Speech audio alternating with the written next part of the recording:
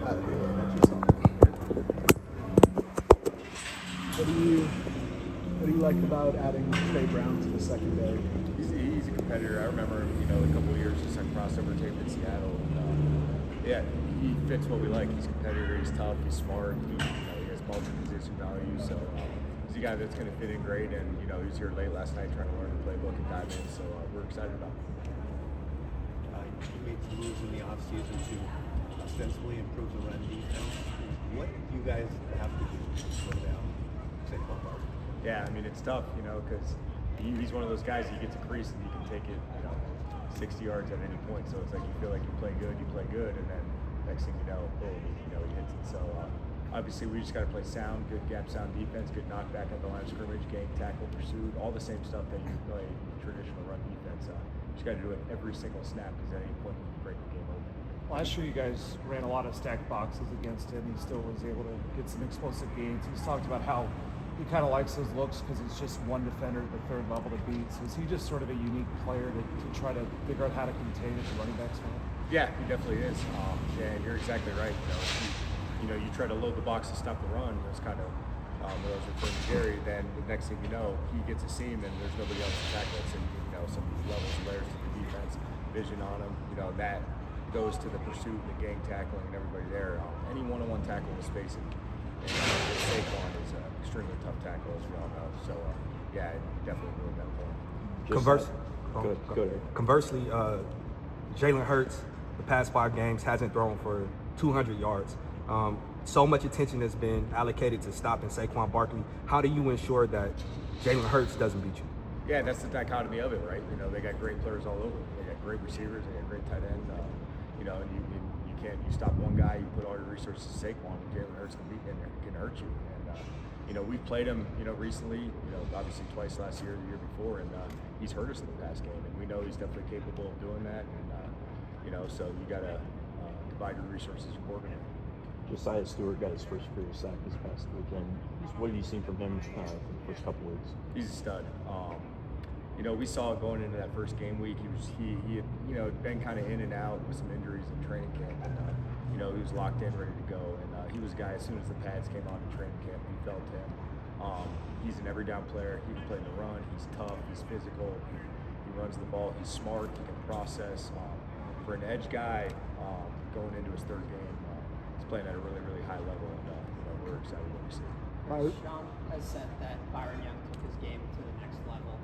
How have you seen him, improve his game? Like, what specific areas has he done? He definitely did, Wyatt, and it's everyone sees the splash plays, obviously the 3 sacks, the sack fumble, things like that. But I think as far as his down in, down out, pre-snap demeanor, how he's hitting blocks in the run game has been the most impressive thing. He's playing at an extremely high level, like we talk about with Kobe Turner. You can't find many bad snaps, and that's how Byron Young is so far this year. You can't find many bad snaps on tape. Byron's also talked about how he felt a level of responsibility with Michael's departure to be the leader of that room. How have you seen him change his approach as a third-year guy now? Yeah, he's the veteran of the group now. He's played a lot of football. I want to say he played like 1,000 snaps his rookie year, and then played a ton of snaps last year. I don't think he's missed a game, so you're exactly right. He knows, him and Joe Knigler, our outside backers coach, came in the league kind of together at the same time. It's been fun to kind of see that relationship grow. Those guys together kind of work in unison to get better every single day. And, he really trusts Joe and takes all his coaching points, and he can go out there and apply it. So, I think that's it, just kind of doing it. He'd done it before. I think he's just doing it down in, down out more consistently. How about Jared Verse? Not a lot of splash plays first 2 games, but how would you evaluate how he's played and what you were looking for out of him? Yeah, I still think he's been an impact player for us. You see, you talk about a lot of the attention that he gets. Some of the success that Byron Young, Josiah Stewart has happened because a lot of that attention is paid to Verse, and he'll be the first to tell you he can be more consistent. He can play with better effort and be snap in, snap out, but we think Verse is exactly where we want him to be, and expect him to continue to play well. What did you appreciate about Ahkello Witherspoon's game? And now, even though he's gone, is there some ways that he can kind of impact or has impacted the growth of some of the younger corners? Yeah, he's still around every day. He's in the meeting room. He's asking questions you wouldn't even know. But it's a big loss.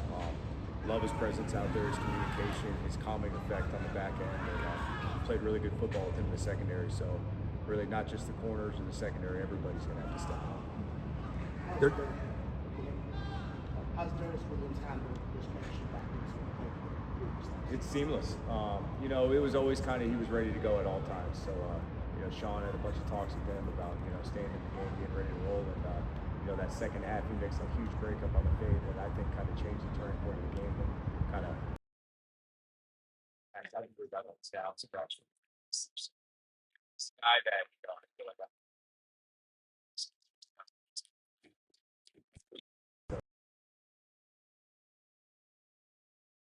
Got a lot of ups and downs together, and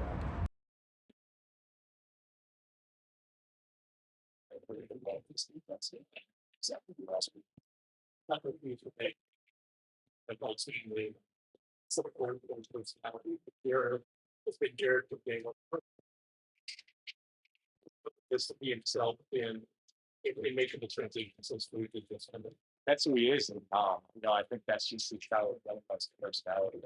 I think that's what Sean and Les and people in this organization. But people come in here, they feel like they can be the best version of themselves. They drafted Jared Verse, that's all best for him. Down at all and playing himself. And that's There's really no way to prepare for the tush push now that you guys have seen it up close and personal several times. How do you begin to game plan and try to take that away? yeah, I mean, you see it just like I do. Obviously, they got a lot more practice than us, and so it's something that just try to do. You try to walk through and see if it's out. All right, thanks,